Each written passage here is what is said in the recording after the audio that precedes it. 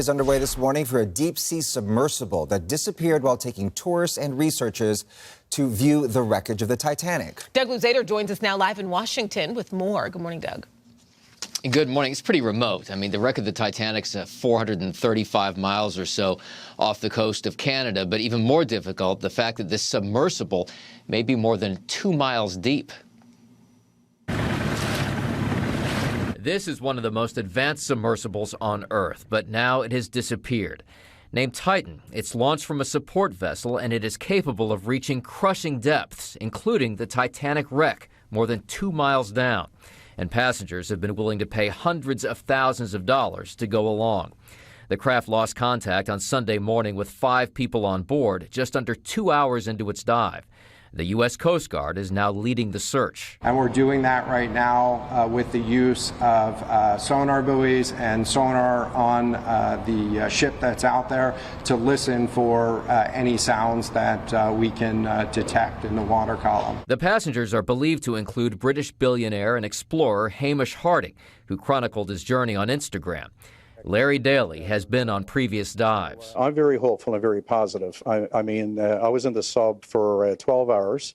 We have our own breathing system on board. But that breathing system lasts for 96 hours. And even if Titan is found at depth, retrieving it may not be possible. Worst situation is, something happened to the hull, and our fear is that, it imploded at around 3,200 meters. When you're talking 6,000 pounds per square inch, it is a dangerous environment. More people have been to outer space than to this depth of the ocean.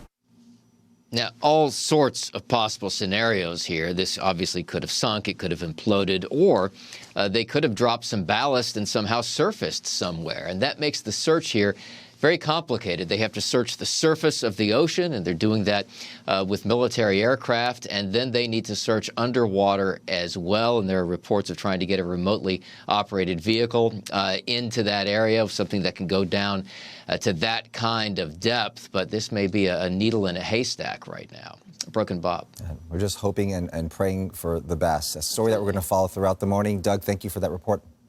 Thank you.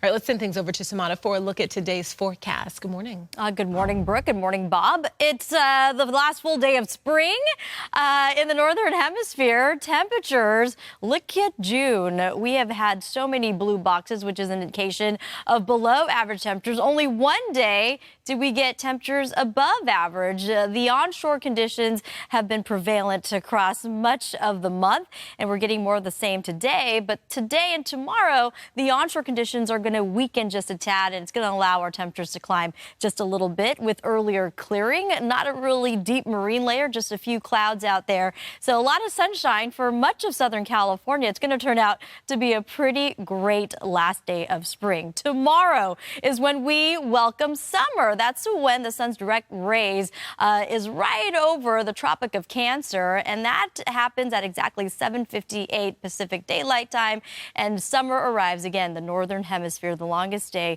of the year. Sunrise at 7:42, sunset at 8:08. And the Southern Hemisphere will be welcoming winter. And speaking of summer, as we get into 8 to 14 days out, just like that, we're anticipating temperatures to be, or at least a greater probability that they will be warmer than normal. So get ready for the coming heat, I'd say, and encourage folks to enjoy this nice weather below average. 60s and low 70s possible today. Warmer for our valleys and inland empire, and even our mountain communities. A little less windy. Still a little breezy, though. Temperatures 60s, 70s for the high deserts, lower deserts, keeping it in the 90s today. Send back over to you, too. All right, Samana, thank you. Coming up, allegations of racism and the punishment of students in the Orange Unified School District. Also ahead, engineers say they've developed underwater drones that dive into bodies of water that are too dangerous for people. Just ahead, we will show you how they work.